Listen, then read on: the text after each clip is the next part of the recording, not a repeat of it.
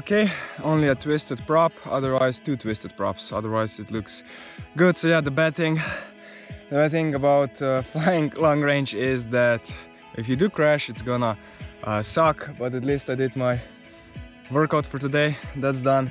1 kilometer of sprint up the hill. And in case you're wondering, my takeoff spot and my stuff is all the way down to there at the end of the ridge.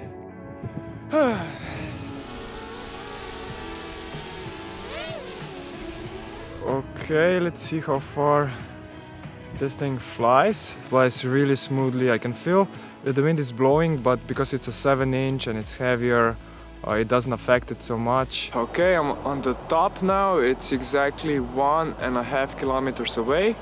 I'm switching between 2 to 3 lines with the signal strength. As you saw, flying this 7-inch beast was a joy. For sure one of my absolute favorite drones I flew till now. So let me give you more info about Chimera 7 to help you decide if this is the right drone for you as well. My biggest concern was that it's not agile enough for flying a dynamic cinematic FPV style, since it's pretty big and heavy, but the motors are more than strong enough to do freestyle and you can get some amazing shots. So yes, it can do freestyle, but obviously it's not so responsive as a 5-inch quad because it's heavier. You can still do all the freestyle moves, just expect everything to happen a bit slower.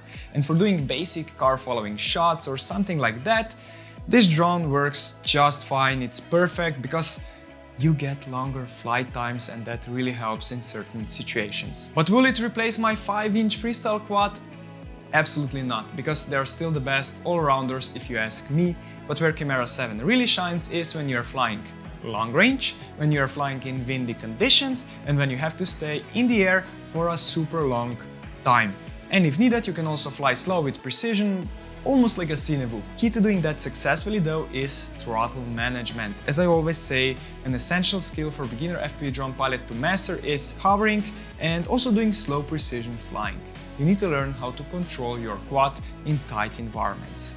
And the last thing I want to mention regarding Chimera 7 flying ability is that in my opinion, diving with a 7-inch is even better than doing it with a 5-inch quad because it's, well, heavier, meaning it will reach higher speeds during the dive, and the extra weight also gives it extra stability. And in case you've missed my previous video where I teach you how to dive, click here and go watch it. Chimera 7 comes with 1300 kV motors, and you also have the option to get 1800 kV motors, which in practice means that the motors will spin faster, which will give you a bit more power and speed, but it will also drain your battery faster.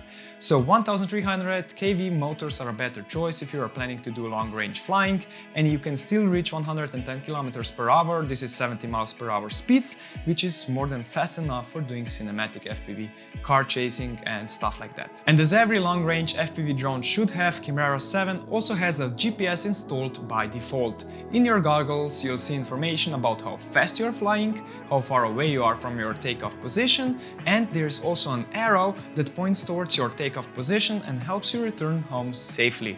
And you also have the option to enable Betaflight GPS rescue mode, which means that in case you lose connection with the controller, which can really suck, well, the drone will in theory start flying back to your takeoff position until connected again with the controller. It's not 100% reliable, but it does work in most cases. And trust me, it can really save your drone. This super efficient 7-inch long-range bird can go where your 5-inch freestyle drones just can't. Because of a bigger frame, it can carry bigger batteries to get enough flight time to surf around mountain peaks if that is what you desire. You can fly big batteries top-mounted or even bigger batteries bottom-mounted. 6S batteries are recommended by Iflight, and when choosing your battery, you need to decide what kind of style of flying are you going to do? For example, let's say you have a cinematic FPV filmmaking gig where you have to follow a subject and do dynamic freestyle moves. The battery I would recommend you get is Chance Ace 4300 mAh battery because it's not too big and it will easily give you 10+ minutes of flying, even if you fly more aggressively. And I also have a similar battery here. It's a custom-made Chance Ace 4000 mAh battery, and I got around 11 to 12 minutes of flight time with it while flying really dynamically. And for slow mountain cruising where you want to have longer flight times, up to 20 minutes, I would choose a bigger and heavier battery that has more juice in it. For For example, a 4500 or 5100 mAh battery.